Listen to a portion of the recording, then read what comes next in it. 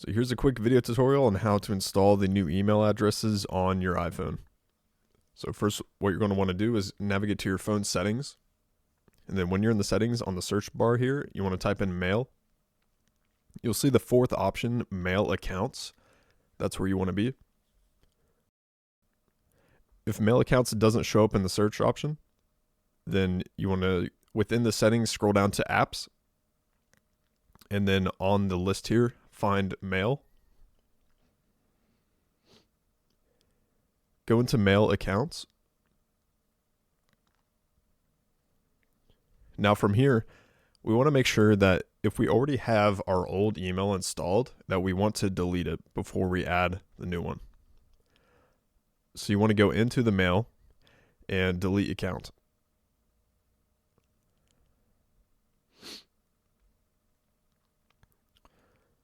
After it's deleted, we can go ahead and start installing the new one. So you want to go to add account, then you want to go to other,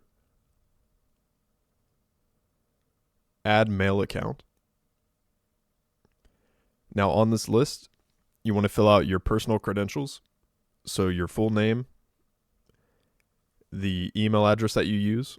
Keep in mind that they're still the same as the old ones. Then the password for your account, whatever you set your new password to be. And then the description is just personal preference of what you want the inbox to be called. For me, I just use my business name. For you guys, you can put whatever you'd like. Now that we're into the next screen here, within the IMAP settings at the top, you want to put the host name as mail.privateemail.com. Notice the two E's between private and email. Make sure you get that. The username is going to be your personal email address, and then the password is going to be the password for the account again. For outgoing mail server, the host name is going to be mail.privateemail.com again.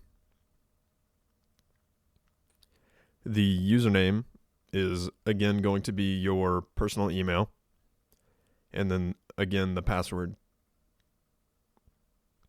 Keep in mind on the screen recording, the password field is blank. Make sure you actually put your passwords on this. Then after it's done verifying, you should be presented with blue checks across the board, and hit save at the top right.